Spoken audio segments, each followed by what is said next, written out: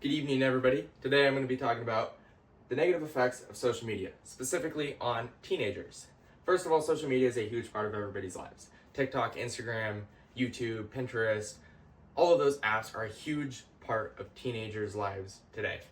Helps people stay connected, talk to friends, and just overall post their lives. But it also has a lot of downsides. It comes with a lot of self-esteem issues for other people. When all they see is the best parts of other people's lives, the vacations, the good food, the wins, the achievements, all of the heavily edited pictures, it creates a lot of self-esteem issues with people who are viewing that content. It makes them think that they're not adding up to much when they look at their own lives and they see all of their fails, they see all of the problems that they have, and they compare it to these people on Instagram who only post the good parts. And so that creates a lot of mental health issues. It also comes with a lot of sleep issues.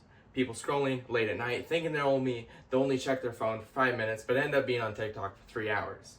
Next thing you know, the sun's coming up. It also affects your habits. When you think you're gonna eat healthy, and then you see an ad for McDonald's, and you think, I just won't hurt once. And so you go to McDonald's, and the next thing you know, you've been going there for 4 weeks. It also affects your academics. When you think you're gonna study, and instead, you're on the apps for 10 hours. Whoa, 10 hours. That's a lot of time. When people see all of the heavily edited pictures, the vacations, and all of the nice parts about other people's lives, it makes them think that they have to act a specific way to fit in. And so they start going out and drinking and smoking because they think that's what the social norm is. They see all of these pictures about people going to the bars, and they see all the likes, and they think, oh, if that's how you get the attention, then maybe I have to do that too. And so they start living a certain lifestyle, and it starts to affect other parts of their life as well.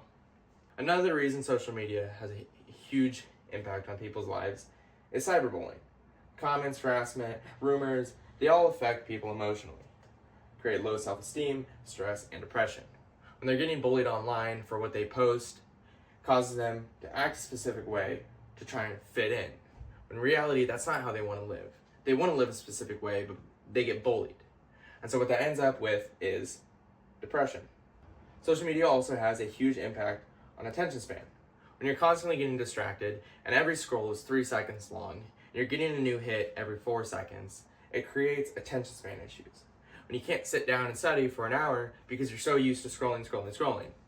Constant dopamine to the brain trains your brain to expect that going forward. And so when it doesn't get that, it looks for the next hit. Now, although social media does have a positive impact in many ways, helping you stay connected, building community, and finding people with the same hobbies that you do. The question to ask yourself is, are the pros outweighing the cons? So in conclusion, social media has a huge part in teenagers' lives now and moving forward. It can have a bunch of positives, but it can also have a bunch of negatives when it's too much.